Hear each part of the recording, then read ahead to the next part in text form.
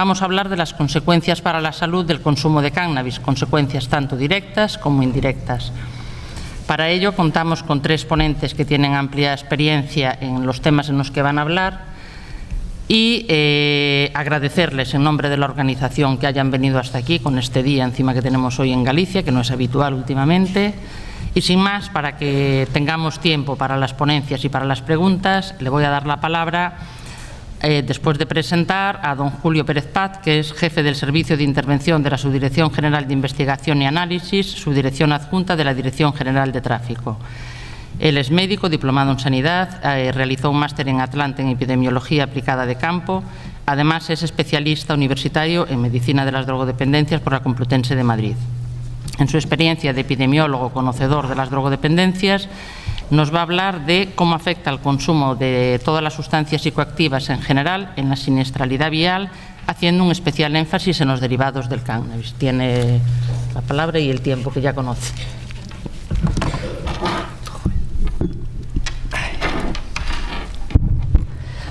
Buenas tardes a todas y todos. Gracias, Ana, por la presentación, y también hago extensiva el agradecimiento a la organización de este congreso por haber contado con nosotros, con una de las partes que está implicada en el tema del cannabis, como es los que trabajamos todos por la seguridad vial, en este caso la Dirección General de Tráfico. Y sin más, pues damos comienzo a la presentación. Este sería el título genérico. Y dentro de este nombre de la accidentabilidad simplemente vamos a hablar un poco de todo lo que tiene que ver con la siniestralidad vial y relacionado con sustancias psicoactivas, específicamente hablando de cannabis, que es un poco el centro del Congreso. Bueno, ¿por qué el alcohol y otras drogas, entre ellas el cannabis, por supuesto, son factores de riesgo vial?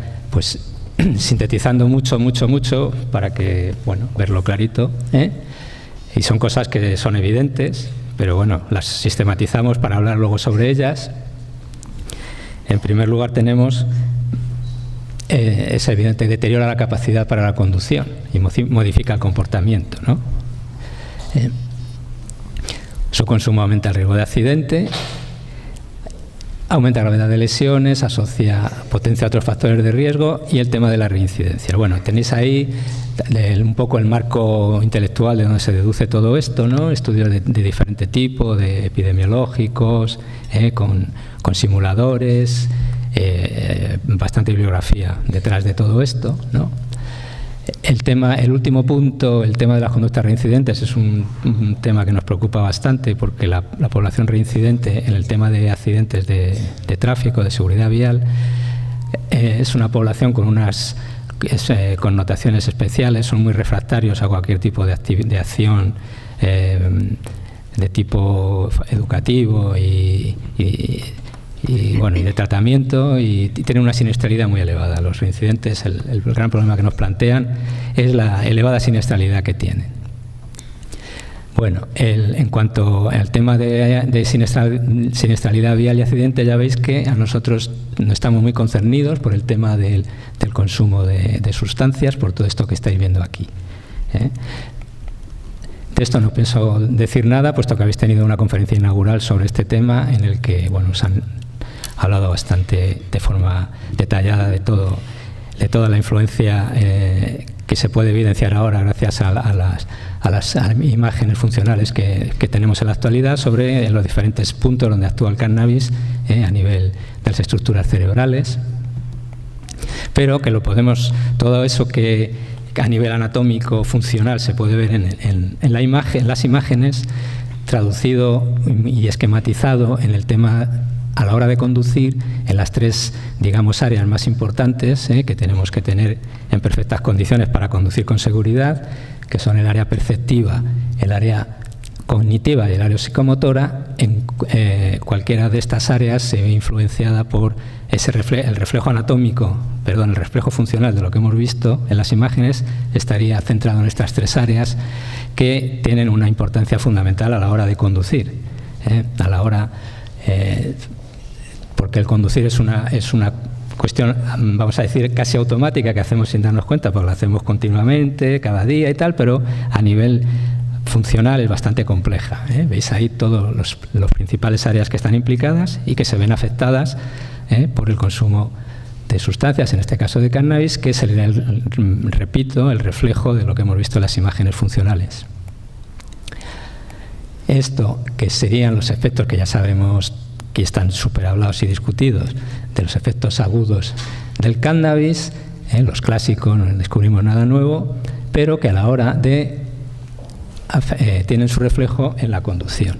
De una forma, vamos a decir, somera, tenéis aquí los principales problemas que nos plantea a nivel de seguridad vial de conducción el consumo de cannabis, que no es sino reflejo de todo lo que hemos visto antes, ¿no? de la afectación en determinadas áreas cerebrales, de la afectación de esas tres áreas fundamentales que hemos visto, que son imprescindibles tenerlas en perfecto estado para una conducción segura, y que se daría este tipo de síntomas en la conducción, que como veis es un poco prolijo, pero afectan bastante a la hora de conducir a las condiciones debidas, a la hora de tener una seguridad vial.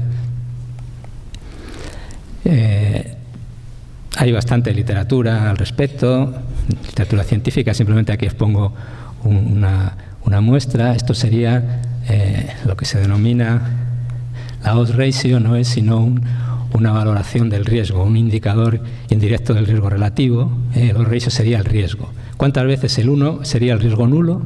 ¿Cuántas veces por encima de 1? ¿Cuántas veces se aumenta el riesgo de lo que esté estudiando? En este caso es la accidentalidad debido al cannabis. Ahí tenéis diferentes autores, diferentes trabajos. Esto sería la valoración del riesgo. Esto sería 2 veces el doble aproximadamente del riesgo nulo, el triple, hay otros más, en fin. Y aquí sería gráficamente la expresión de la odds ratio, la veis aquí, ¿no? El 1 sería el riesgo nulo, y a partir de ahí, bueno, pues ya vais viendo, en general, pues bueno, supera el doble, se supone que el doble del riesgo o más, en fin, en función de los diferentes estudios. Esto es un tema que se lleva estudiando hace muchos años, hay bastante literatura gris sobre ello, sobre la valoración del riesgo, el riesgo de accidente y el consumo de sustancias. Y con el cannabis hay bastantes trabajos. Bueno, nosotros, desde la Dirección General de Tráfico, tenemos un marco teórico que ya muy someramente os he expuesto, lo han dado mucho más amplio, lo habéis visto con mucha más profundidad, y que ese marco teórico, con la afectación que tiene la conducción, pues bueno, nos concierne y decimos, bueno, vamos a ver, este problema hay que tratarlo por la incidencia que tiene la seguridad vial. Necesitamos saber, para poder actuar hay que saber, ¿no? ¿Cómo podemos saber, en nuestro ámbito, la importancia que tiene el consumo de sustancias? En primer lugar, lógicamente,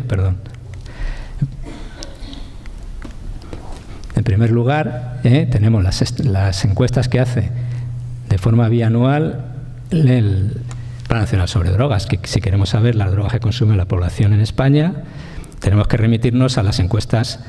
Hay otras fuentes más indirectas, la Encuesta Nacional de Salud, pero vamos, genéricamente, y que se repiten con periodicidad, con lo cual nos permite ver una tendencia, están las encuestas del Plan Nacional sobre Drogas. O sea, tiene 2 fundamentales, que son las que hace la población general, que es esta de las edades, y luego tiene una que hace la población escolar, que es la Estudes, son bianuales, cada año hace una de ellas, y ahí podemos monitorizar no solo la prevalencia de consumo, sino muchas más variables. Esto es para el consumo de la población. Y luego nosotros, como DGT, como responsables de la seguridad vial, tenemos que ver ese consumo, cómo están los conductores. Entonces hacemos estudios de prevalencia. El primero que se hizo, vamos a decir, con una relevancia que fue a nivel europeo, que fue el estudio DRUID, que se hizo entre los años 2008 y 2009, nos dio ya el punto de partida, el pistoletazo de salida, para saber qué se consumía entre los conductores españoles, alcohol y otras sustancias psicoactivas. Y a partir de este primer DRUID hemos hecho 2 estudios más de prevalencia que se hicieron en los años 2013 y 2015 para monitorizar un poco el consumo de sustancias entre los conductores y ver en qué cifras nos movemos, la influencia que tienen las medidas que intentamos implantar, en fin. necesitamos saber este consumo entre los conductores. Entonces, como ya os he dicho, hacemos estudios de prevalencia. Luego, el output, vamos a decir, más negativo de todo el tema de la siniestralidad vial son las defunciones por accidentes de tráfico. Entonces, el Instituto Nacional de Toxicología y Ciencias Forenses, ya sabéis que el accidente de tráfico, el fallecimiento en accidente de tráfico se considera muerte violenta, por lo cual es mandatorio hacer una autopsia. Entonces, bueno, pues de esas autopsias, cuando es accidente de tráfico, se hace análisis de las sustancias, análisis en el cadáver de las sustancias, en este caso que nos concierne aquí, sustancias psicoactivas. Sabemos los fallecidos por accidente de tráfico, si habían consumido algo y la prevalencia. Y luego ya tenemos datos de actividad policial de la Dirección General de Tráfico a través de la Agrupación de Tráfico de la Guardia Civil, pues digamos controla el tráfico en las carreteras, en el espacio interurbano. El espacio urbano ya corresponde a las policías municipales y también hacen sus atestados también, por supuesto, pero vamos, nosotros el conocimiento exhaustivo lo tenemos de las vías interurbanas a través de la Agrupación de Tráfico de la Guardia Civil. Con todo este amplio panorama de información, bueno, pues tenemos un conocimiento de la situación del consumo de drogas, de alcohol y drogas, sustancias psicoactivas en general, entre los conductores españoles. En el caso, nada más, de Ciencias Forenses, del Instituto Nacional de Toxicología y Ciencias Forenses, también de peatones. O sea, tenemos un conocimiento un poco más amplio. En línea con lo que os acabo de comentar, no quiero interpretar ni simplemente quiero que os fijéis, esto sería la evolución. Estas son las encuestas, la encuesta de edades que os he comentado del Plan Nacional sobre Drogas, ¿no? Este es consumo de bebidas alcohólicas, este es el porcentaje de consumo en función de diferentes frecuencias de consumo que están aquí detalladas. Si cogemos, por ejemplo, el consumo reciente, que sería el gris, en los últimos 30 días se considera consumo reciente, veis que el consumo de alcohol afecta aproximadamente, en fin, es una manera de decir, consume alcohol por encima del 60% de la población española, consume alcohol de forma reciente, en el último mes. Y centrándonos en el cannabis, que es el caso que nos ocupa, pues veis el porcentaje de consumo reciente de cannabis en el último mes, pues oscila por encima un poco del 5%, luego a bajar, pues rondará más o menos el 5%. Veis una gran diferencia, ¿no?, entre la prevalencia de consumo reciente de alcohol y de cannabis. ¿Por qué os pongo esto?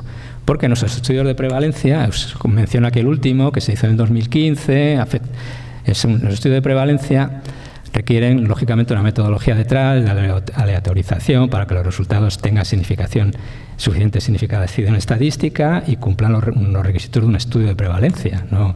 Porque vamos a ver, los típicos controles que se ven, de controles de alcohol y de drogas, que se ven normalmente por las carreteras, son controles de tipo disuasorio. Se trata de que los conductores sepan que hay controles para que eviten el consumo de sustancias. Tienen ese carácter disuasorio y, por supuesto, en el caso de que den positivo, retirarlo de la circulación por el peligro que suponen. Pero los controles de prevalencia no tienen absolutamente nada que ver. Son controles que se aleatorizan los lugares de control, las horas, en fin, siguen toda una metodología compleja para que nos sirvan de verdad. Ya me he vuelto a ir. El último es en 2015. Para que tuviera representatividad nacional, el muestreo se hizo en estos conductores y sí, bueno, insisto, fue toda aleatorización para que tenga validez los resultados. Entonces, de forma muy resumida, el último estudio de prevalencia, esto es prevalencia en conductores, veis aquí, globalmente, pues un 12% de todos los 2.000 y pico conductores que se detuvieron en los controles, que se pararon a hacer control, pues tenían un consumo reciente, muy importante, reciente. Nosotros no nos interesa saber la vida de nadie, simplemente consumo reciente que implica que está interaccionando con la conducción. De drogas y alcohol, el 12% de los conductores habían consumido de forma reciente drogas o alcohol. Si lo detallamos un poco más, simplemente quiero que veáis que en las drogas, el 10% se encontraron drogas y el alcohol un 3%, con o sin mezclados. Pero si lo buscamos solo, alcohol 2 y drogas 8. Simplemente quiero que veáis la diferencia. Habéis visto la gráfica que acabamos de ver del Plan Nacional, que el consumo reciente andaba por el 60% de alcohol, ¿no? y de cannabis andaba por el 5. Fijaros en conductores que nos encontramos prevalencias mucho más bajas, afortunadamente, pero invertidas. Se consume más drogas que alcohol. No es que se consuman más, ¿eh?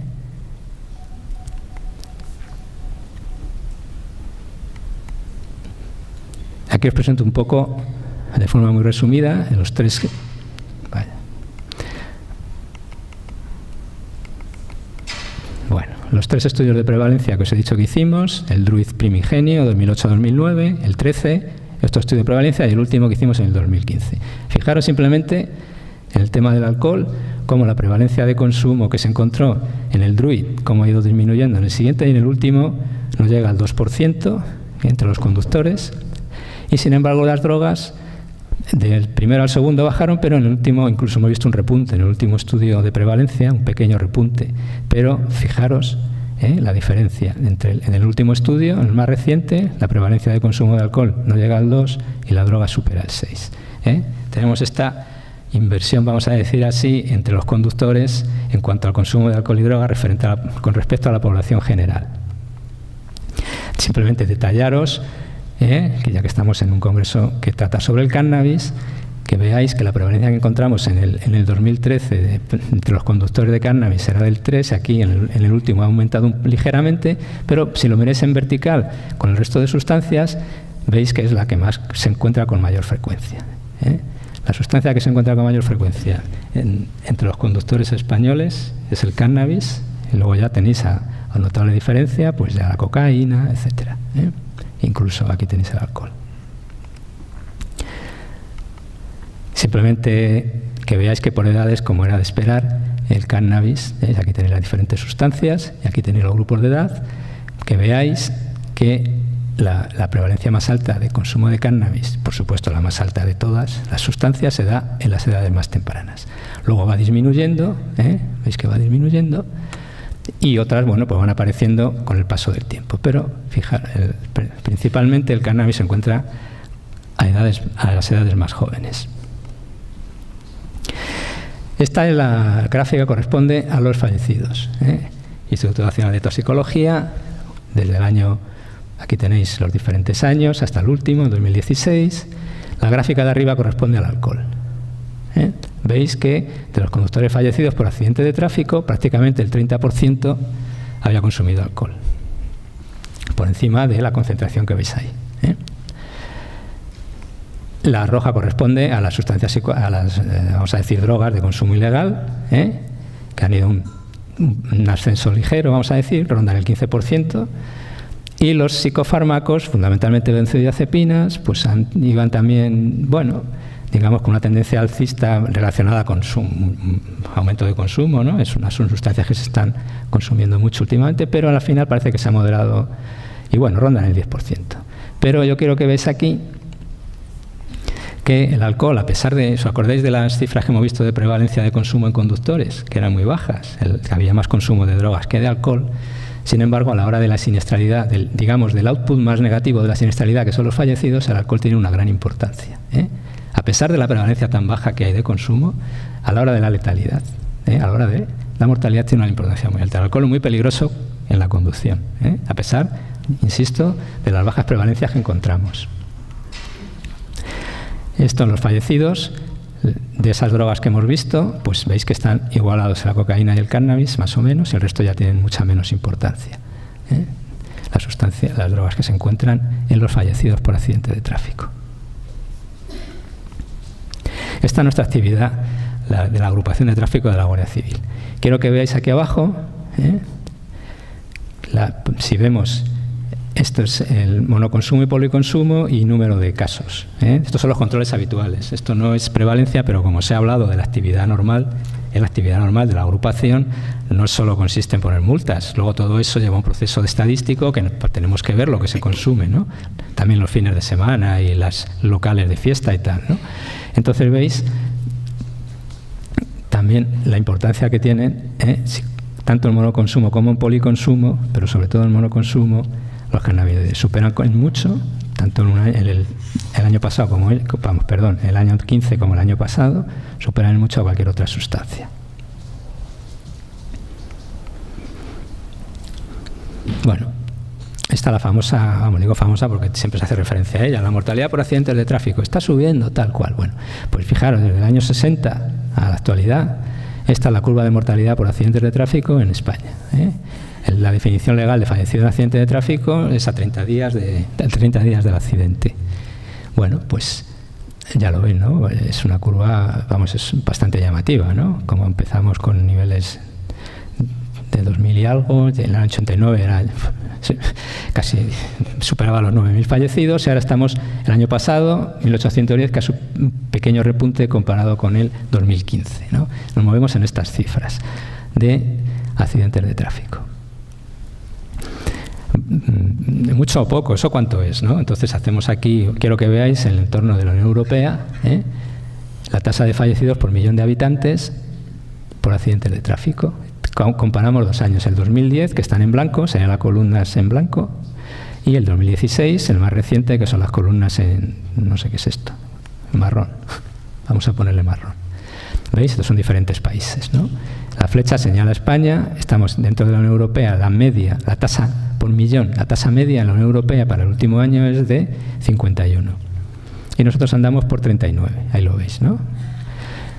En el año 2010, pues aún la tasa media era más alta, en fin.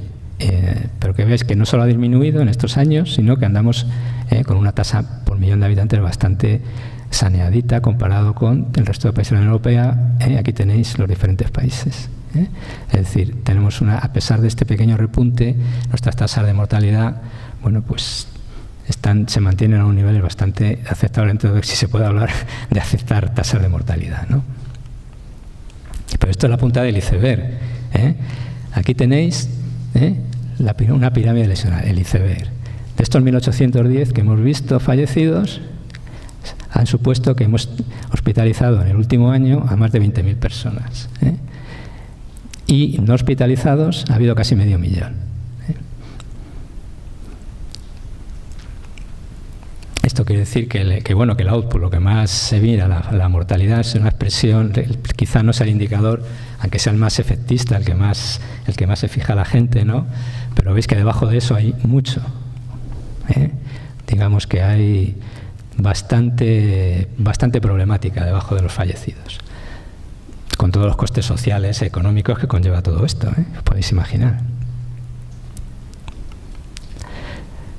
Bueno, nosotros al principio de la presentación hemos visto la problemática que había teórica con el consumo de cannabis y su influencia en determinadas funcionalidades. Hemos visto la información que tenemos un problema con la siniestralidad y el consumo de sustancias, y entonces, bueno, en nuestra mano, pues como digamos, sabéis que con el consumo de droga la tolerancia es cero, no hay tasa como hay con el alcohol, tolerancia cero, y una serie de medidas evidentes que es sensibilizar, sobre todo informar, especialmente a conductores, sobre el peligro que supone para él y para el resto de los que utilizan las vías del consumo de sustancias, ¿no?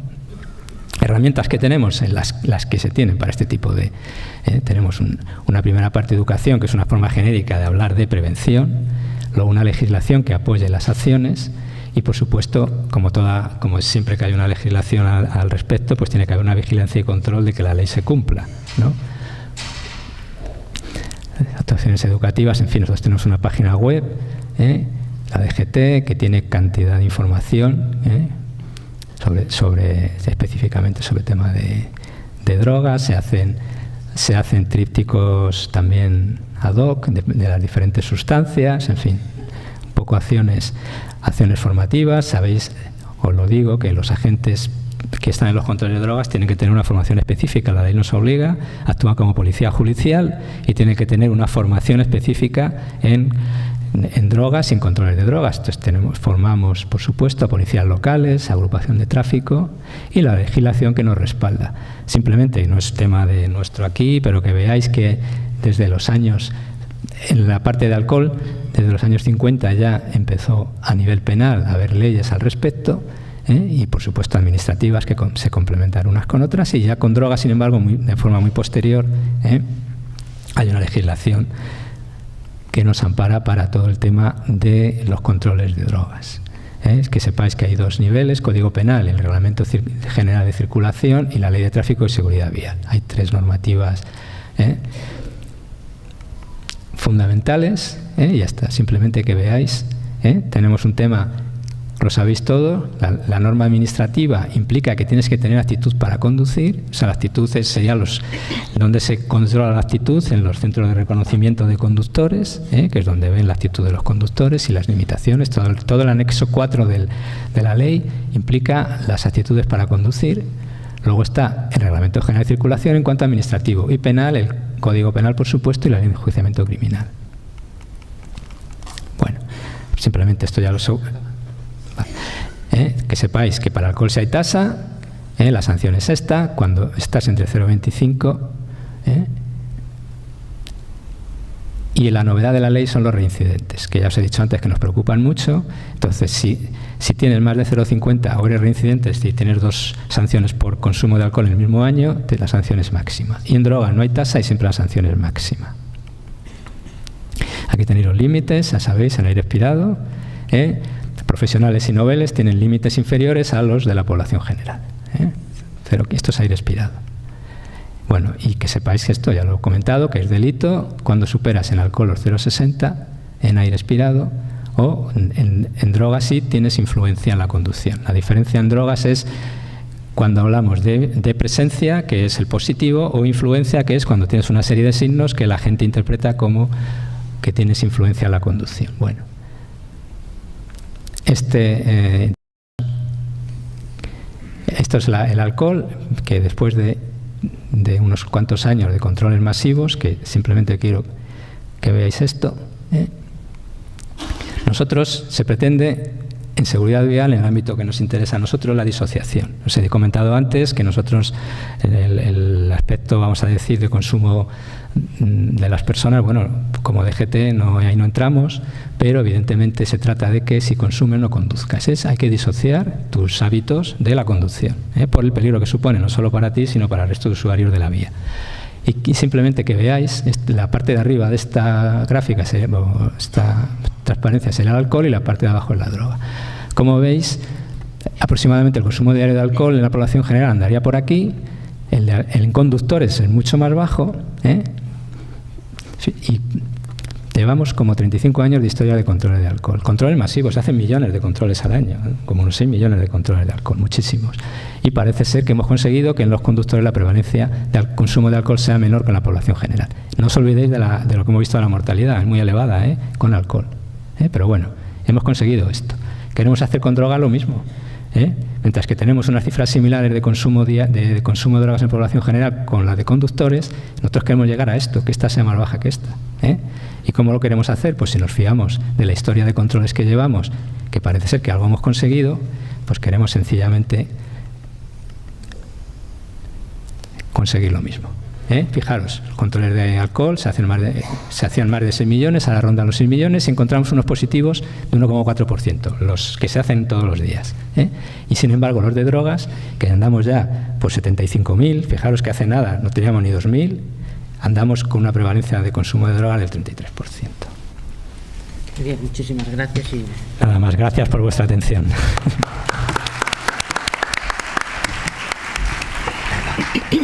Bueno, el siguiente ponente es el doctor Benjamín Climent, es especialista en medicina interna y responsable de la unidad de toxicología clínica del Hospital General Universitario de Valencia. Su actividad asistencial la desarrolla en toxicología clínica, en especial en el campo de las drogodependencias y daño orgánico provocado por tóxicos. Es una persona con amplia experiencia que pertenece a muchas sociedades científicas relacionadas con las drogodependencias y toxicología. Y en su ponencia nos va a hablar de la intoxicación por cannabis, cuadros clínicos pediátricos que cada vez son más frecuentes, el síndrome de abstinencia y una cosa que considero de gran interés y que es desconocido por mucha gente, el conocimiento actual de las complicaciones orgánicas derivadas del consumo de cannabis, así como la hiperemesis cannabis. Gracias.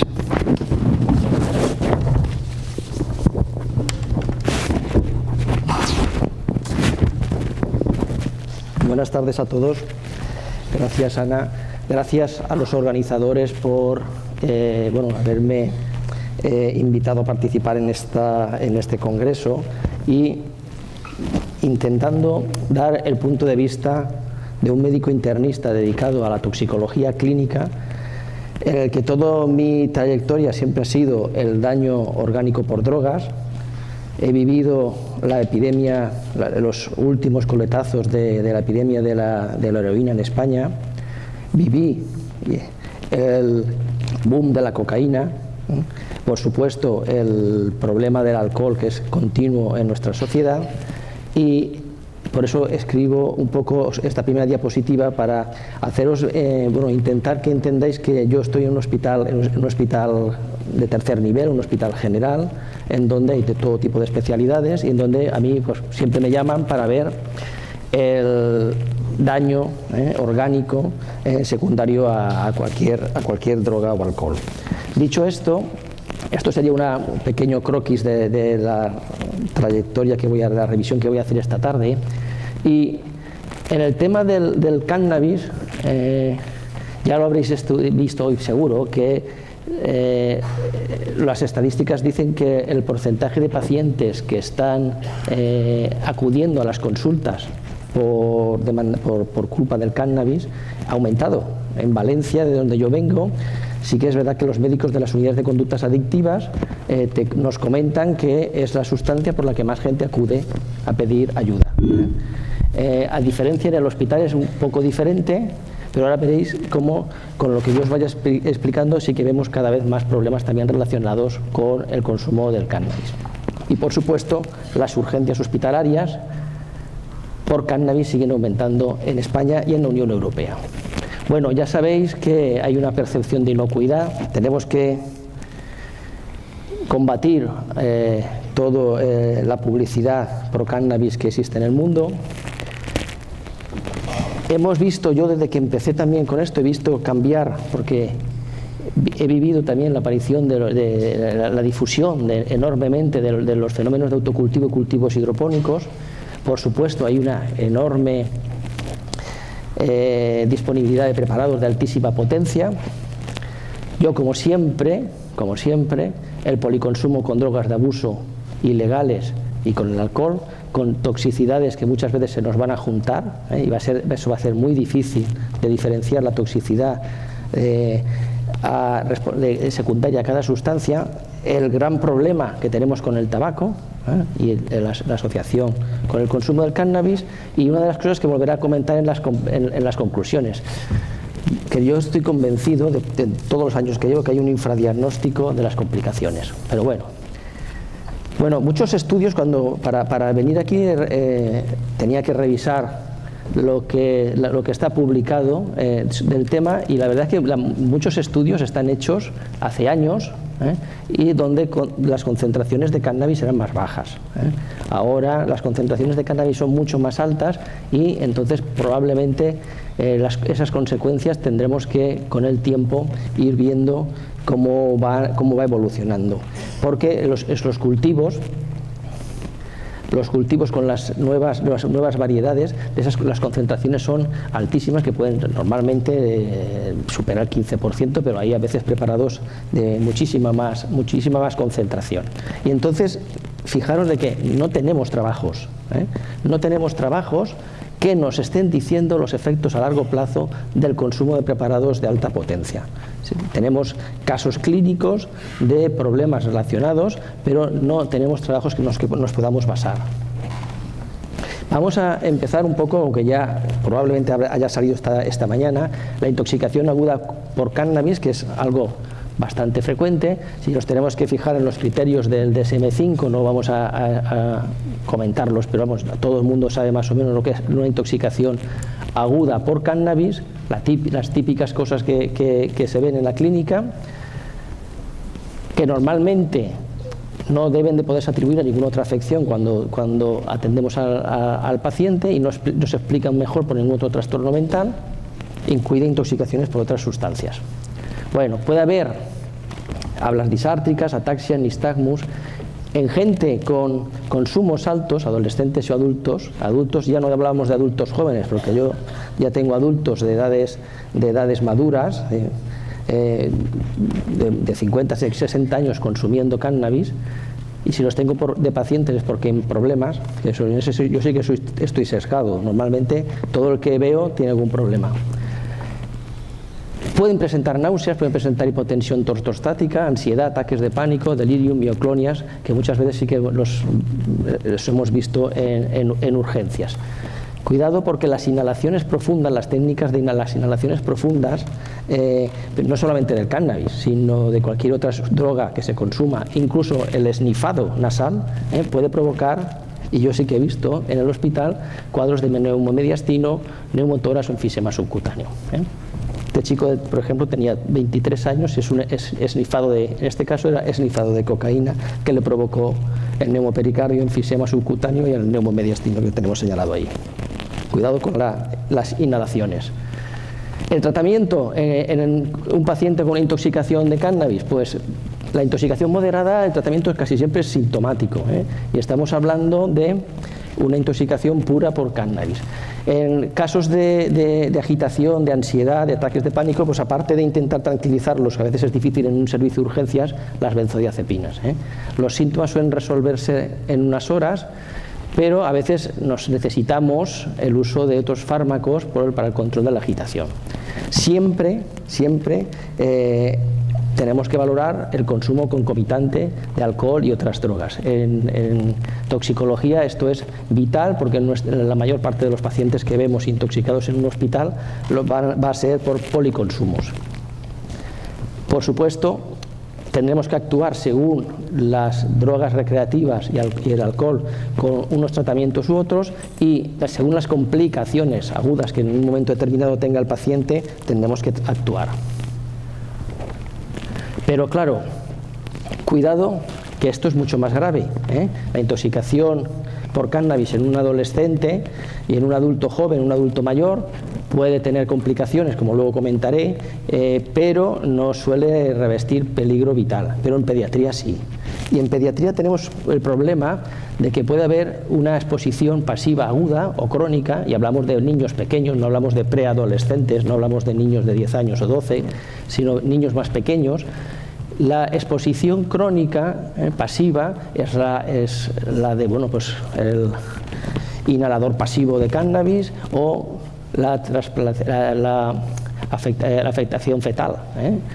Pero lo que más me importa a mí ahora desde el punto de vista de la intoxicación es las intoxicaciones accidentales, casi siempre en el hogar, por consumos de productos que contienen cannabis, sean bien alimentos, galletas o dulces, restos de cigarrillos, infusiones, hojas de la planta, que está siendo utilizado por los adultos. Esto, que parece que sea algo extraño en nuestro medio, que es más, sí que se está describiendo que está sucediendo con más frecuencia en países, en Estados Unidos, en los estados que han legalizado el cannabis, pero el otro día estábamos comentando con Guillermo que estuvimos los dos en Santiago hace un mes, y que en el Congreso de la Fundación Española de Toxicología Clínica, y una de las comunicaciones que se llevó fue 5 casos de intoxicación en lactantes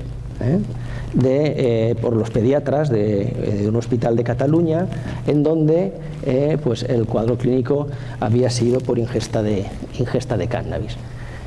Hay que sospechar en niños previamente sanos que presentan síntomas neurológicos de inicio agudo y etiología desconocida, valorar el entorno familiar, pero el entorno familiar puede ser un entorno familiar completamente normal, como en estos casos no había una marginación, por ejemplo. Pensar un cuadro de somnolencia, de euforia, irritabilidad, alteraciones conductuales, pueden haber efectos simpaticomiméticos y cuidado porque estas intoxicaciones son graves y pueden producir coma con depresión respiratoria y convulsiones. Y esto obligarnos a hacer una intubación orotraqueal y someterlos a ventilación mecánica al lactante. Además de hacerle, me acuerdo que comentaban que les habían tenido que hacer hasta punciones lumbares pensando que eran una meningoencefalitis, cuando al final fue una intoxicación por cannabis. Bueno, el diagnóstico es difícil, porque es diferente del cuadro clínico que se ve en los adultos, y no existe normalmente el antecedente de exposición específico de haber consumido cannabis, evidentemente. Entonces hay que hacer un diagnóstico diferencial que es complicado y no exento de riesgos en las exploraciones complementarias que tenemos que hacerle al niño, y en este caso sí que es útil la positividad del cannabis en analítica toxicológica de orina, porque aquí nos va a decir que hay una exposición aguda. Esto, fijaros, esto es del estado de Colorado, las intoxicaciones pediátricas a partir de la legalización. Bueno, aquí el tratamiento es sintomático, hay que ir al tanto de la respiración, porque muchas veces vamos a tenerlos que someter a ventilación mecánica, benzodiazepinas si convulsionan, no está indicado el lavado gástrico, aunque hayan sido la intoxicación por vía oral, y aquí la duración de la intoxicación en pediatría sí que dura más, son hasta 48 horas. Bueno, en caso de una intoxicación deberíamos de enviar al paciente a urgencias, al hospital, todas las pediátricas, evidentemente, que habitualmente van a ser por una ingesta. Siempre las pediátricas a urgencias. Cuando hay presencia de alucinaciones y reacciones psicóticas también, convulsiones, es una de las cosas más importantes que yo siempre a los residentes estoy en el hospital. Ya no sé decir la edad, porque antes decía joven con convulsiones, mirar antecedentes. Si ya tiene una historia de ser un epiléptico conocido desde una cierta edad, vale. Si no hay antecedentes, buscar drogas, siempre buscar drogas, sea cannabis, sea cualquier de las drogas de los cientos de sustancias que pueden haber consumido. Buscar drogas siempre. Disminución del nivel de conciencia, alteraciones cognitivas graves. Cuando hay sintomatología respiratoria, muy importante, porque puedes estar diciéndote, acordaos de la diapositiva anterior, neumotórax, neumomediastino, por una inhalación profunda, pero también pueden estar diciéndonos que hay un problema bronquial, puede haber un cuadro bronquial agudo, o nos puede estar diciendo que nos encontramos con problemas cardiovasculares, que luego comentaré algo. Y si es una poliintoxicación, pues lo mismo, hospital. Y la abstinencia,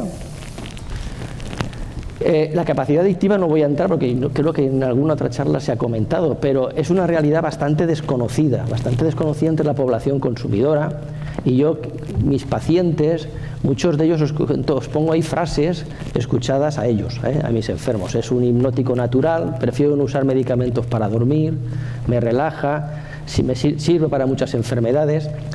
El problema de la dependencia, y por tanto cuando va a producirse un síndrome de abstinencia a cannabis, esto lo vamos a ver en grandes consumidores, no en los consumidores esporádicos o puntuales, sino en grandes consumidores de altas dosis en tiempo prolongado. Y ese es el autoengaño al que llegan, en el que, claro, ellos no, esa relajación que notan, y que, claro, cuando no lo consumen se desarrolla los síndromes de abstinencia. Y si queremos ver un poco el cuadro clínico, según el DSM-5 sería tras el cese brusco del consumo de cannabis, la aparición de este tipo de síntomas. Yo, evidentemente, en el hospital lo veo muchas veces. ¿Por qué? Porque ingresa mucha gente, pues bien por un traumatismo y tienen que operarse, o bien por alguna enfermedad que tienen que estar ingresados en el hospital, y mucha gente, claro, el que puede escaparse al jardín, que aunque está prohibido, hacen la vista gorda y bajan al jardín, y en un jardín del hospital fuman, ese pues mitiga. Pasa lo mismo con la nicotina, con el tabaco, que es un gran problema, tenemos en los centros sanitarios con el tabaco. Pero el que no puede, pues claro, desarrolla, es difícil. Si uno no se puede estar en la unidad coronaria, o está, claro, va a ser imposible. Entonces te encuentras con que desarrollan síntomas de abstinencia dentro de la hospitalización, y hay que, esto sería el cuadro clínico típico. Y bueno, estos del DSM-5, lo típico que yo diría es que se inicia dentro de las 72 horas post cesación del consumo. Alcanza el máximo en la primera semana y duración de varias semanas. Esto dificulta el manejo, pues son varias semanas de pacientes con síntomas de abstinencia. Tengo un paciente que lo he tenido ingresado estos días pasados para una desintoxicación de alcohol, era un enolismo crónico. Y ahí venimos a lo del infradiagnóstico. Este paciente lo ingresamos porque había un deterioro orgánico importante, lo ingresamos en el hospital para una desintoxicación. Curiosamente, dentro de ese deterioro le diagnosticó una diabetes tipo 2, una dislipemia grave, pero claro, es un fumador de 40 cigarrillos al día, pero además me dice, no, yo consumo cannabis todos los días, desde hace más de 20 años, y empecé a consumir cannabis a los 13, 14 años, me dice. Claro, ¿sabéis cuál es el problema principal que he tenido en el ingreso? El cannabis, el principal. Ha hecho, es decir, el hombre lo he tenido con una perfusión de diazepam, de Valium intravenoso, para poder controlar la ansiedad, el insomnio rebelde, el insomnio, que él lo dice, es que solo puedo dormir si tomo cannabis, si no, no puedo dormir. De momento hemos conseguido pararlo, pero estamos en la segunda semana, nos quedan aún un poco, pero vamos, ya la situación se está normalizando. Pero es una situación en la que son pacientes que además para él no era un problema. Para él no era un problema, para él el problema era que bebía y no podía dejar de beber alcohol, pero no era el problema el cannabis. Sin embargo, ha sido una abstinencia complicada la que hemos tenido con él. Difícil, muy difícil diferenciar el síndrome de abstinencia del cannabis y del tabaco, prácticamente se superpone, es lo mismo, Y además tened en cuenta, yo no sé en dónde estáis, pero yo el 90% de los enfermos que yo veo que fuman cannabis fuman con tabaco, es decir, te encuentras con porcentajes muy altos de las dos cosas, y el síndrome de abstinencia es similar. El tratamiento aquí sí que tenemos que, en los casos leves, pues un poco de relajación, pero nosotros tenemos que en el hospital usar benzodiazepinas, eso no nos queda más remedio. Se ha usado también la gabapentina, que hay algún trabajo, pero no hay ninguna evidencia científica en estos momentos para recomendar ningún tipo de tratamiento. Siempre lo tenemos que individualizar y no hay tratamientos aprobados para el síndrome de abstinencia del cannabis.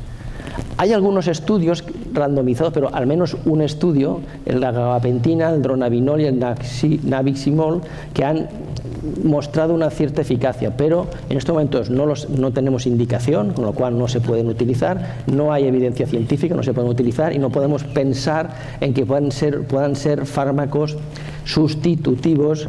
No penséis como una metadona, porque no cumplirían la misma función.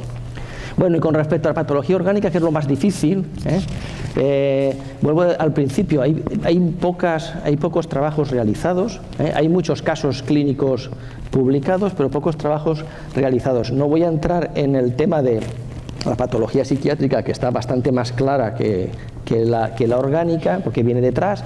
En la dependencia ya se ha visto a lo largo del día de hoy. Y fijaros, por ejemplo, la potencia, lo que decía al principio, cómo la potencia de la concentración está aumentando, con lo cual muchos estudios hechos hace 20 años no tienen nada que ver con lo que está sucediendo ahora, y los riesgos de ahora. Fijaos también las visitas a urgencias, cómo van aumentando. Y aquí esto sería la famosa escala de Nutt, en donde está la escala de daño físico, y aquí tendríamos esto es del 2010, donde tendríamos ubicado el cannabis, y vamos a hablar un poco por encima rápidamente de todos los efectos posibles. Este artículo se lo recomiendo, que es muy bueno, en el rol del cannabis en trastornos cardiovasculares. Aquí tendríamos el papel, cómo se mediaría el daño del cannabis a nivel cardiovascular. Esto serían los mecanismos propuestos para explicar los efectos cerebrovasculares inducidos por el cannabis. Otro artículo también bastante bueno, y se considera en estos momentos de que existe un riesgo cardiovascular. No es un riesgo cardiovascular alto, pero es un riesgo cardiovascular en individuos sin historia clínica previa de cardiopatía isquémica. Y yo todo esto vuelvo a recordarme de la época de la cocaína. Yo me acuerdo hace 15 años cuando tenía no acaloradas, pero tenía discusiones con los cardiólogos y con los neurólogos en mi hospital para intentar convencerles de que ese paciente de 34 años con un infarto de miocardio que tenían en coronarias había que buscar cocaína. porque ellos no pasaba totalmente desapercibido el consumo de drogas asociado a ese paciente o al ictus ingresado en neurología, y pasaba completamente desapercibido porque ellos no pensaban que la cocaína podía provocar ese tipo de daños. Entonces me vuelve a recordar estas cosas, porque es difícil a veces el pensar, sobre todo desde el punto de vista de un cardiólogo o neurólogo. Ese riesgo de infarto agudo de miocardio en individuos sin antecedentes, si un individuo tiene antecedentes es peor aún, me lo pones, es peor. Hablo de gente sana, aumenta hasta 4,8 veces más en la primera hora. Hay descripciones de enfermedad arterial periférica que no voy a entrar para no alargarme demasiado, y los ictus, que es muy importante, este trabajo es muy bueno sobre el papel del cannabis en los ictus. Siempre estamos hablando de ausencia de otros factores de riesgo vascular, que es lo que veíamos con otras drogas y lo que vemos con otras drogas. Y además siempre insisto, y yo ya he ido consiguiendo en el hospital que se vaya pensando bastante en gente joven, pero con el cannabis ya no podemos pensar en gente joven. Pero con drogas con efectos simpático-miméticos, gente joven con problemas cardiovasculares o neurológicos, siempre. 3 minutitos. Vale, voy rápido ya. Siempre buscar el consumo. Entonces, no os voy a entrar mucho más en esto. Pensar que deberíamos de considerar como un factor de riesgo de ictus, aunque desconocemos los mecanismos. Uno muy interesante es la vasoconstricción reversible cerebral producida por los cannabinoides, que provocaría, que muchas veces eso hace que el ictus dejara pocas secuelas después. Bueno, no voy a entrar en esto demasiado. Vamos a ver una imagen de un ictus cerebeloso en un consumidor de cannabis. Esto es una complicación. Este es un paciente que vi yo hace unos años, un auténtico experto en consumo de cannabis, de los primeros que conocí yo, que me enseñó mucho, porque él se lo cultivaba, era un hombre con una vida muy natural, que cultivaba cannabis de altísima concentración y tuvo una leucoencefalopatía tóxica, que no está descrito por el cannabis, sí que está descrito por otro tipo de drogas, pero por el cannabis no hay descripciones aún en la literatura de la leucoencefalopatía posterior tóxica. Se estudió completamente, no salió nada. Curiosamente, este es de los que, estando en el jardín del hospital, fumando cannabis, por supuesto, porque costó muchísimo de controlarlo, fumando cannabis, hizo una crisis convulsiva. El pulmonar, el humo del cannabis contiene irritantes respiratorios y carcinógenos como el humo del tabaco. Entonces, lo típico que vemos, broncopatías, pero claro, aquí, como la mayoría de los enfermos que yo veo fuman también tabaco, la broncopatía es la misma. Así que yo lo que intento es hábitos de vida saludable, no puedo separar. En oncología lo mismo estamos hablando. La sospecha basada en evidencias moleculares, sí, de que puede haber relación, pero no son estudios consistentes, y tener en cuenta que volvemos un poco a hablar del tabaco. En estomatología se han descrito una serie de alteraciones crónicas en grandes fumadores, muchas de ellas también en fumadores de tabaco. No hay grandes diferencias en ese sentido. No sé si Guillermo habrá hablado esta mañana de la hiperemesis por cannabis, pero sabéis que es un síndrome que lo estamos viendo. Yo hace poco que empezamos a ver algún paciente así, con el síndrome de hiperemesis cannábica. No voy a entrar demasiado porque sí ha hablado ya Guillermo. El tratamiento ya os lo habrá dicho, que es la capsaicina. Ellos hay que preguntarlo, porque ellos, si no le preguntas lo que está pasando y el tema de la ducha de agua caliente que les alivia, pues a veces no llegas al diagnóstico. Bueno, la enorme difusión del consumo y la presencia de productos de alta concentración es probable que vaya unida a un aumento de complicaciones orgánicas. Hay muchos casos en la literatura, pero hay pocos estudios con suficientes evidencias para establecer. Pero yo me recuerdo de otras sustancias en donde ha costado muchos años. Fijaros el tabaco, si costó de demostrar el daño, fijaros, costó décadas. Muy importante, las enfermedades cardiovasculares. Cualquier paciente con antecedentes no debería de probarlo, tampoco el tabaco, por supuesto. Y nos hace falta estudios que establezcan definitivamente el impacto del cannabis en la enfermedad cardiovascular. Ya hemos comentado lo de las concentraciones, importantísimo, el intentar separar el daño del tabaco es muy difícil, Sí que estamos constatando un aumento de asistencia por problemas relacionados con el cannabis y de la demanda de tratamiento.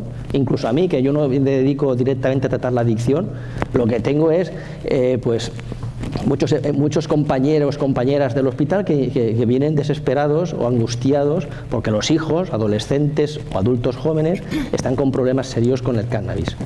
Y lo más importante, yo creo que hay un infradiagnóstico, que muchas veces en los clínicos pasan por alto el tema del cannabis, lo dan como una droga menor que no ocasiona problemas y no se considera que es una sustancia problemática y entonces no establecen la relación con los problemas. Entonces yo creo que el infradiagnóstico es muy importante y lo he vivido con otras sustancias desde hace muchos años. No olvidemos la importancia de las exposiciones en pediatría porque es muy grave y pueden tener consecuencias letales. Gracias por la atención. Muchas gracias. Bien, muchas gracias a la organización y muchas gracias a todos ustedes por estar aquí. Lo primero que tenemos que hablar cuando hablamos de diferenciación de género es hacer un acercamiento a qué denominamos género y evidentemente el género va mucho más allá de del sexo. Sería el sistema de creencias, de actitudes, de cogniciones que culturalmente marcan qué es lo que debe ser un hombre y qué es lo que debe ser una mujer. Estamos en una sociedad con una larga tradición de más de 2000 años, judeocristiana, patriarcal, y hay una asimetría en relación con las categorías que significan ser hombre y ser mujer. Y los mensajes sociales que se transmiten a través de la familia, de la escuela, etcétera, etcétera, que tenemos además muy integrados a nosotros mismos, pues hablan realmente de que hay un papel distinto en relación con la masculinidad y la feminidad.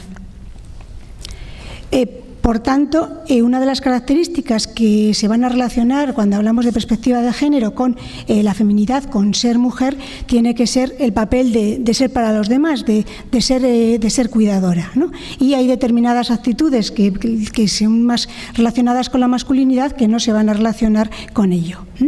Y por tanto una mujer que consume, una chica que consume, de alguna forma va a realizar una doble transgresión, que es la transgresión que supone ese consumo y además la transgresión que supone ese consumo siendo mujer. Porque la valoración social que realizamos sigue siendo distinta si el consumidor es hombre o mujer. Y esta valoración social también la van a realizar de forma muy distinta los propios consumidores, los propios adolescentes que consumen, sean chicos o chicas. De alguna forma, en los adolescentes, por lo menos en los adolescentes consumidores de cannabis, hay unos roles muy estereotipados de lo que es ser más agresivo, ser más lanzado, y esos papeles de alguna forma lo van a llevar también los chicos y las chicas. Pero encontramos las chicas que llevan ese papel, pero además asociado también llevan un papel de acompañante de la pareja y también una estereotipia de lo que tendría que ser la feminidad de la forma clásica, ¿no? Todo esto hace que a la hora de hablar de tratamientos, a la hora de hablar de abordajes de cuál debe ser el tratamiento en relación con los consumos, tengamos que también pensar que tiene que haber una perspectiva de género. Perspectiva de género que no significa solamente decir ser hombre, ser mujer, sino también ver que hay algunos hechos diferenciales en relación con el consumo que cuando tratamos a las mujeres vamos a tener que conocerlo, porque habitualmente los tratamos como si fueran todos chicos, ¿no? Hay muchas cuestiones que se asocian a la diferencia de género, la perspectiva de género que nos va a dar los diferentes consumos. Y vamos a tener pues los consumos invisibilizados, aunque menos en los adolescentes, pero sí va a haber una diferencia en las relaciones interpersonales de pareja, en la violencia de género y lo que señalaba antes de la doble penalización social. Y por otra parte también la relación con el cuerpo y la sexualidad va a ser distinta seguramente en chicos que en chicas.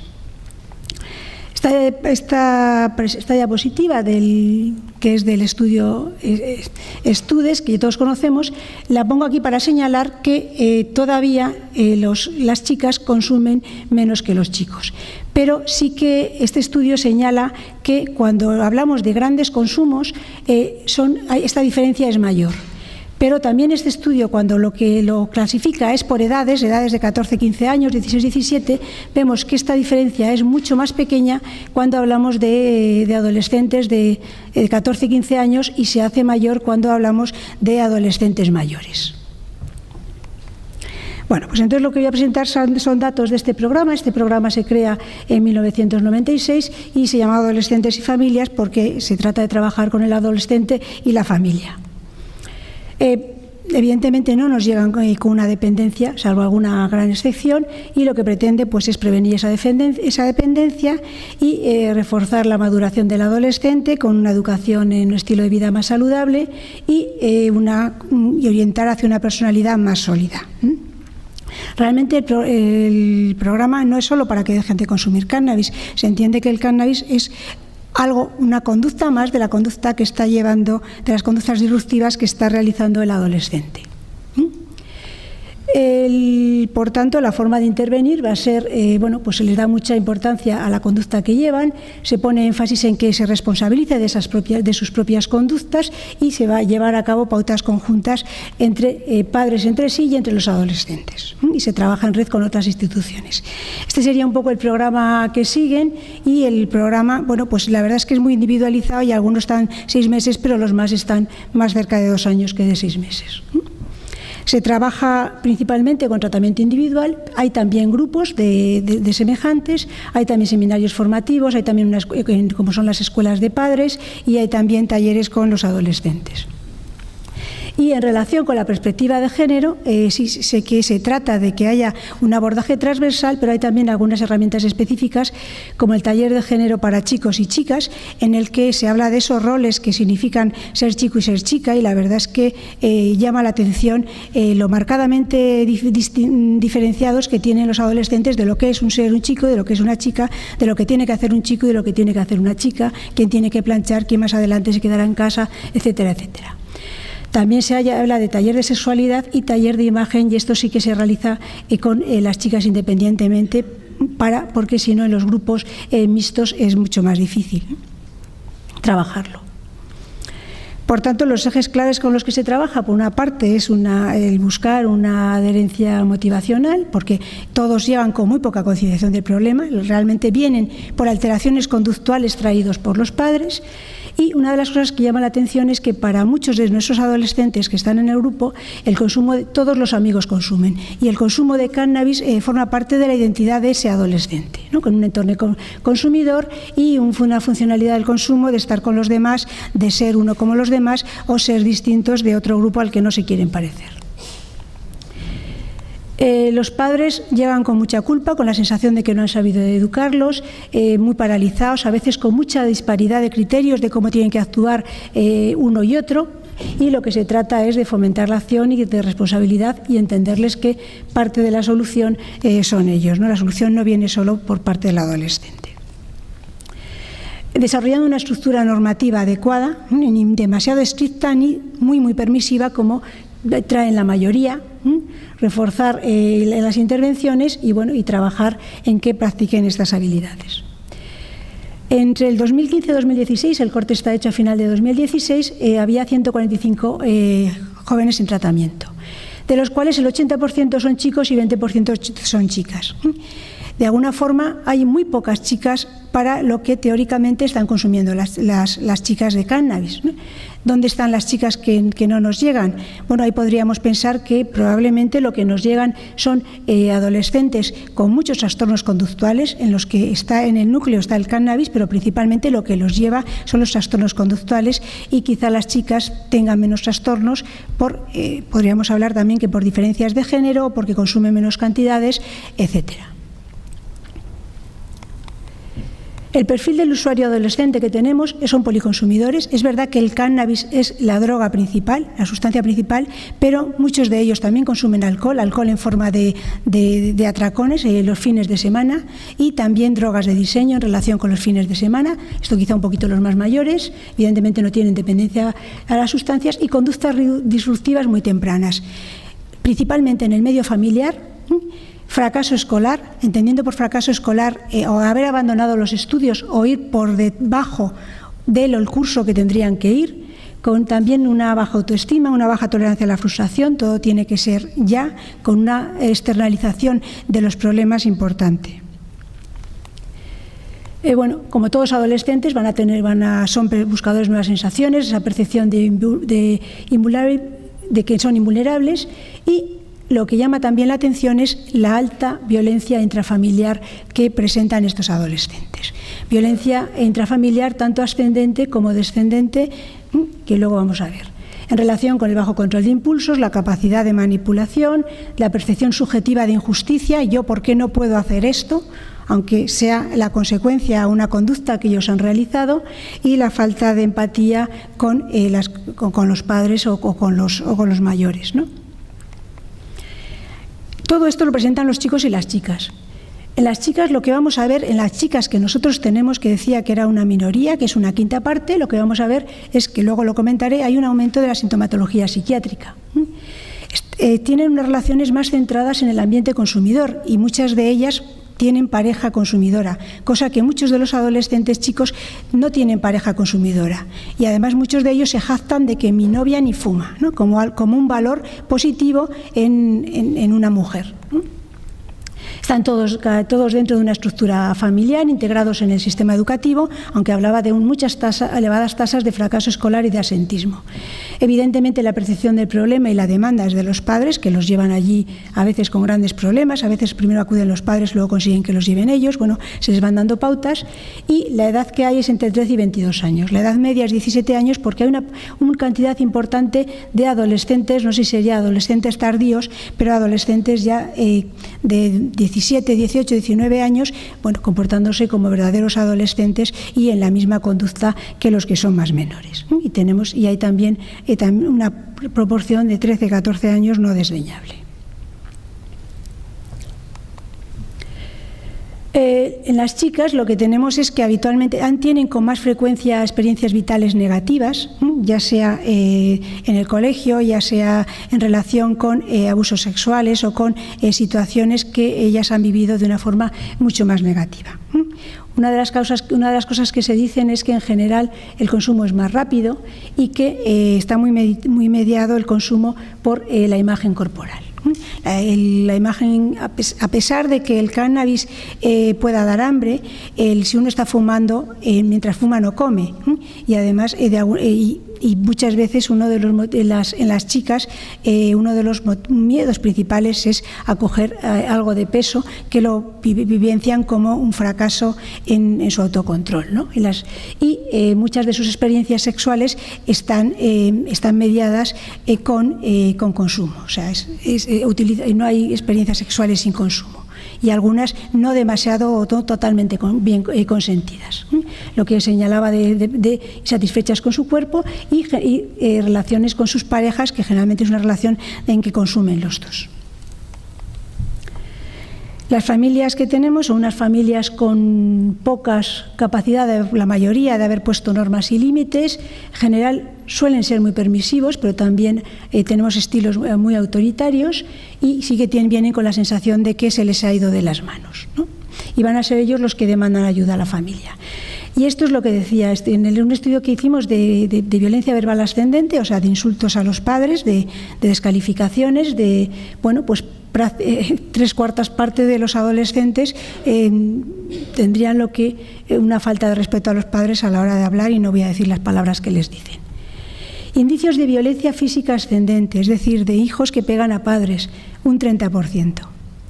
Y hablo de indicios porque, bueno, realmente existe dicha por unos y por otros, pasa que evidente, bueno, y sí que la violencia verbal ascendente la vemos porque se dirigen a los padres delante nuestra con una forma que, desde luego, es una violencia verbal.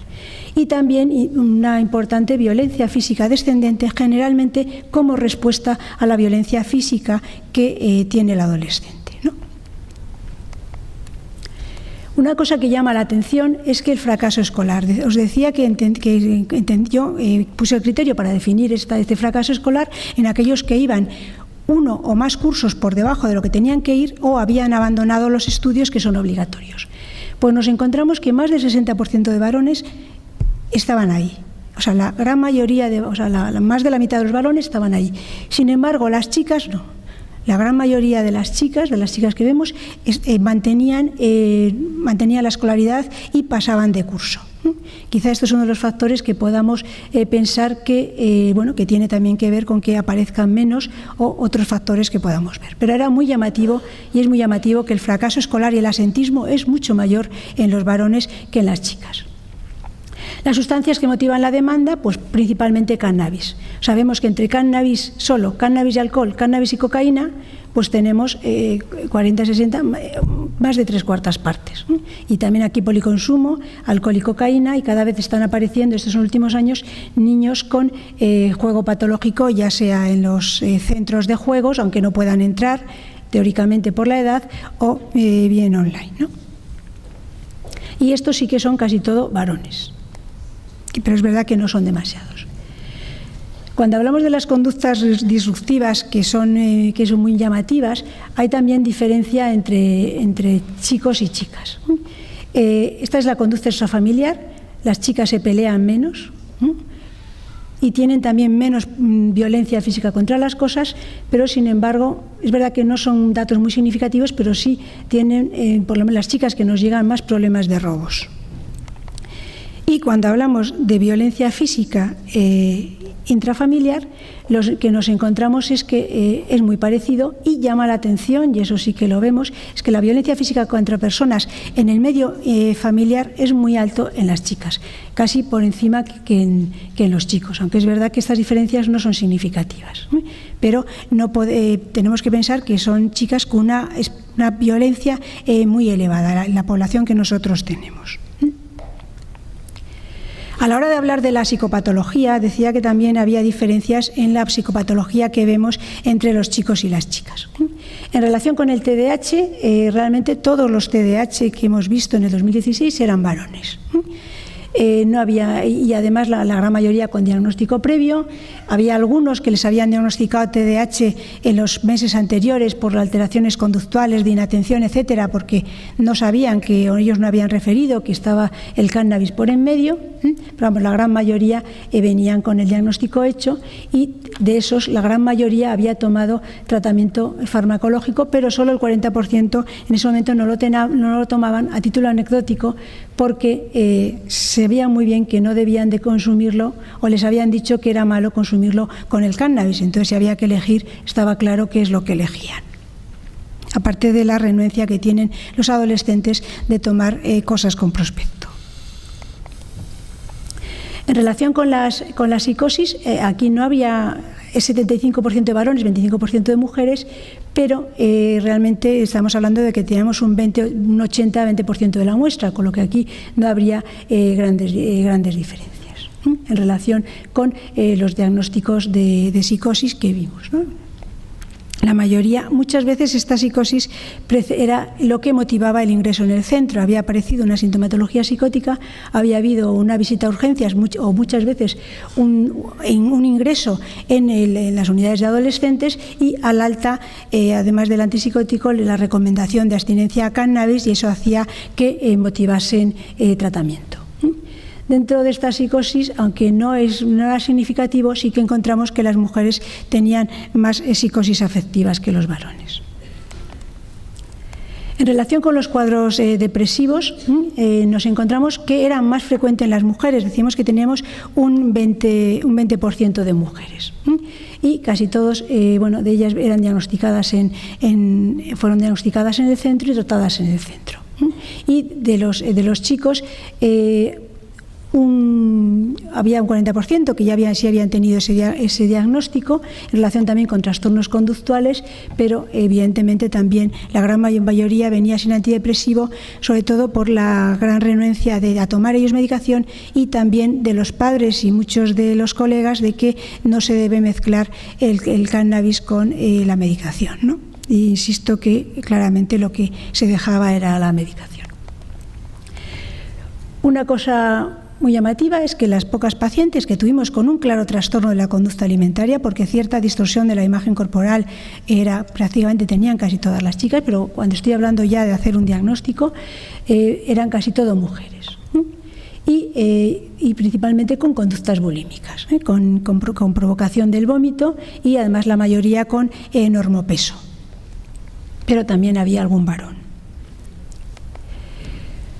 Y cuando hablamos de trastornos de personalidad, es verdad que es difícil hacer el diagnóstico de trastornos de personalidad, teóricamente tendríamos que hacerlo cuando ya superan los 18 años, pero aquí también había una sobrerepresentación de las chicas en adolescentes que claramente tenían síntomas, tenían conductas muy disruptivas, cumplían los rasgos de trastorno de personalidad, principalmente del clúster B, que iban con unas conductas psicopáticas que no se relacionaban con el consumo o que iban mucho más de lo que tenía que ver con el consumo.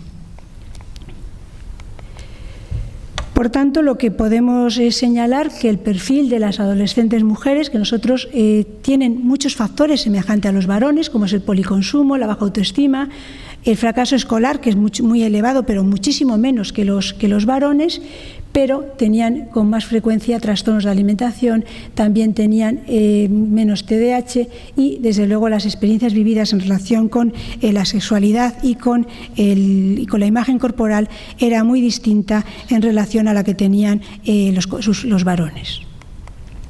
Hasta aquí un poco lo que os quería comentar, señalar que el trabajo con estos chicos, el trabajo lo que es terapéutico, lo hace el equipo de psicólogos, que es un equipo amplio. Yo lo que hago son las valoraciones de los adolescentes cuando presentan patología psiquiátrica, cuando hay que hacer alguna desintoxicación y una primera visita en relación con ellos.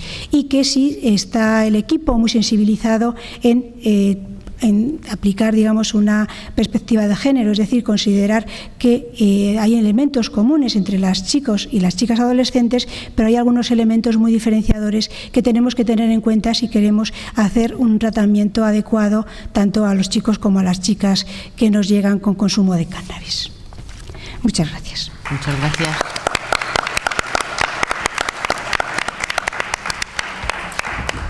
Bueno, aunque la mesa empezó tarde, se ajustó al tiempo que tenía concedido y aún le sobra un poquito por si alguien quiere hacer alguna pregunta. ¿No el profesor Rivaduri ahí?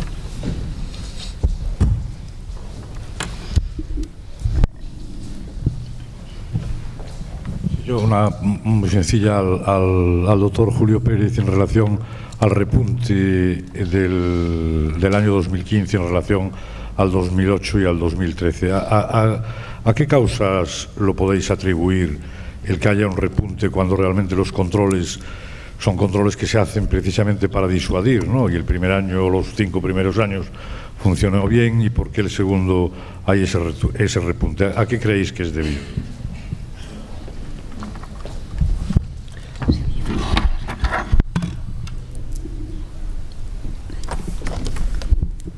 Bueno, pues has hecho la pregunta del millón, porque estamos en meditación trascendental con respecto a ese problema, porque los datos del consumo de drogas en la población general no van por esa línea, puesto que está bastante estabilizado, ¿no? Que es lo que nos podría decir. Si hay un aumento de prevalencia de consumo en la población general, pues esto no es más que un reflejo del resto, ¿no? Como no es así, pues no te puedo dar una respuesta. Estamos un poco viendo a través de los grupos de trabajo que tenemos con la OMS y por supuesto la revisión bibliográfica, si este fenómeno se está dando en otros países con respecto al consumo de la población general y la conducción, pero estamos en fase de estudiar el problema. No te puedo decir ahora mismo una justificación. ¿Alguna pregunta más? Hacia el fondo.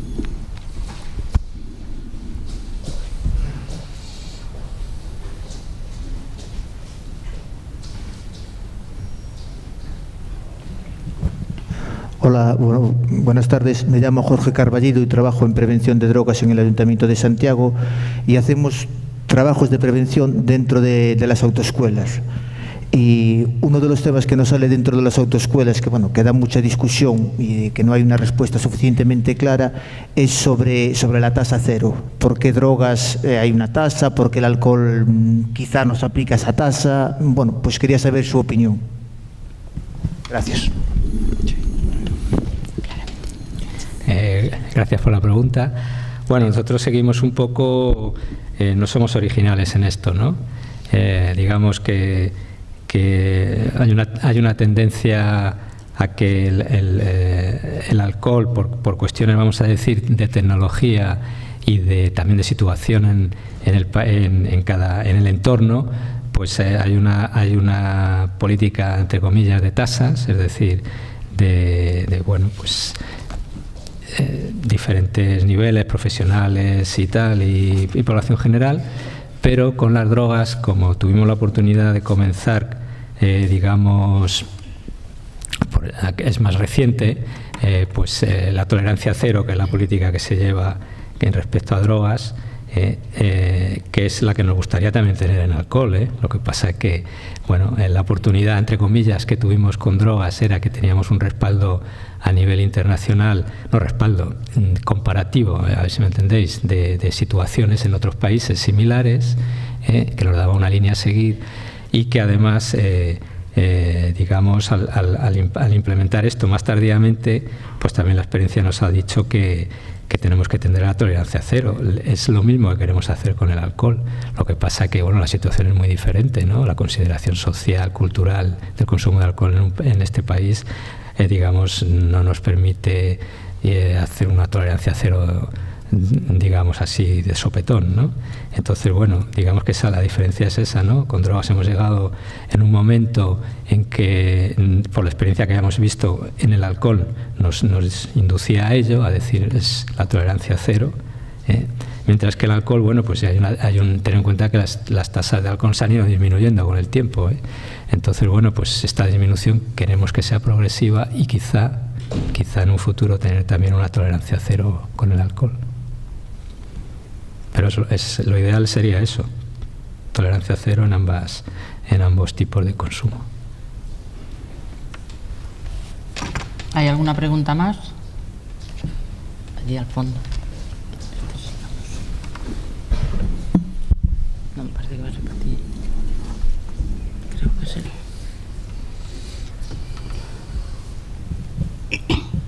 Hola, buenas tardes.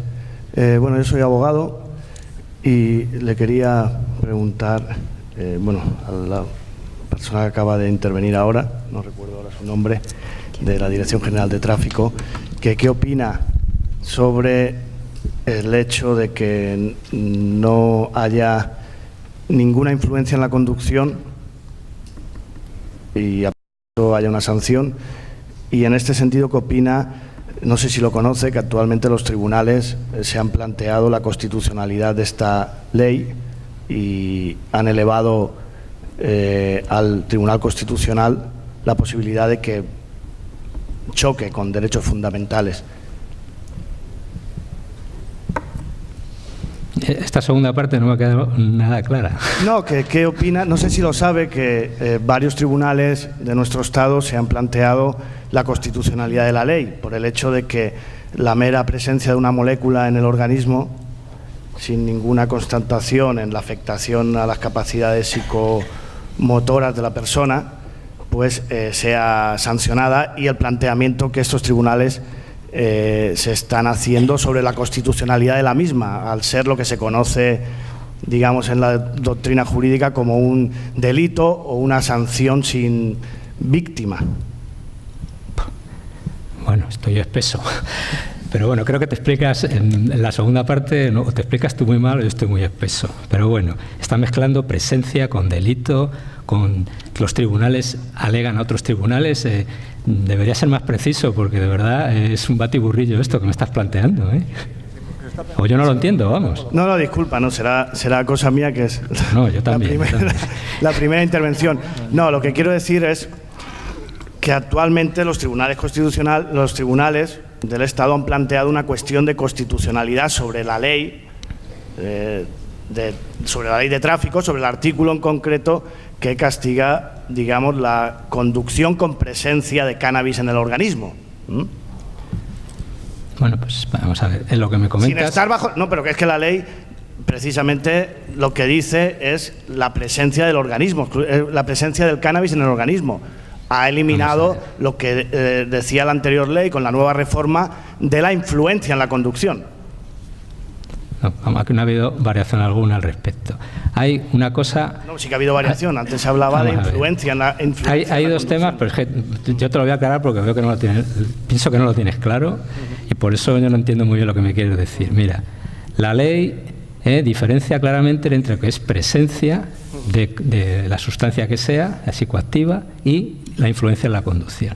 La diferencia es fundamental, puesto que la sola presencia de la sustancia implica una sanción administrativa. Es decir, la presencia es una multa y ya está. Pero el agente, que para eso está formado, puede ver signos que se exploran además en el control de que esa persona tiene influencia en la conducción. Si el agente estima que esa persona está conduciendo bajo la influencia, entonces pasa a la vía penal. Se hace una exploración de signos, eso va en el acta de signos que se llama, y eso va por vía penal al juzgado. Y será el juez en su momento el que dirima, si, bueno, como en toda actuación legal en este país, el juez es el que... Sí, eso lo tengo claro. A lo mejor es que no me he explicado bien. Pues puede ser que no lo pareciera, no, pero en la vía administrativa, sí, en cuanto se refiere a la presencia en el organismo, sí, los juzgados contencioso administrativo de nuestro Estado se han planteado la constitucionalidad de la ley. ¿Pero cuántos? ¿1, 100, 1000, todos? Pues actualmente hay 3. 3, fíjate. 3, no, y sigue, vamos, y se están sumando a esa cuestión de constitucionalidad otros juzgados, debido a que no hay ningún dato de la influencia en la conducción, y por lo tanto, si el consumo no está castigado, no tiene sentido o es contradictorio que se castiga el consumo a través de la normativa vial, digamos. Bueno, es que vamos a ver. Pido su opinión. No, sean uno, dos, bueno, yo tres. le puedo dar mi opinión, pero tiene un valor, pues mi opinión no tiene ningún valor, ¿sabes? Un valor que los jueces se planteen la constitucionalidad de esa pues ley. cuando haya un resultado a ese respecto, pues entonces veremos si el Constitucional dicta a favor de eso, pues ya tendremos un precedente importante. Ahora lo único que te puedo decir es lo que dice la ley. La sola presencia es sancionable y la influencia va por delito penal. Y es lo que hay. Lo que venga, yo no te puedo decir nada. Sí, digamos que la tolerancia cero, aunque no haya demostrado ninguna influencia en la siniestralidad, se pretende seguir castigando, ¿no? Aunque claro, no haya... la presencia no solo de cannabis, de cualquier otra droga. Bueno, de cannabis en este congreso. En este caso de cannabis, porque bueno, ya te he puesto o he querido exponer en mi charla, pues es que bueno, hay unos antecedentes, digamos, o una base científica para pensar que la presencia de cannabis altera las condiciones para conducir, y como aún no tenemos esa previsible o no previsible, o esa, digamos, el Tribunal Constitucional no se ha expresado al respecto, pues tenemos que seguir trabajando con lo que la evidencia científica a nosotros nos avala. En el futuro, si hay la ley, el Tribunal Constitucional dictamina otra cosa, pues tendremos que seguir aferrarnos a eso, evidentemente. De momento es lo que tenemos.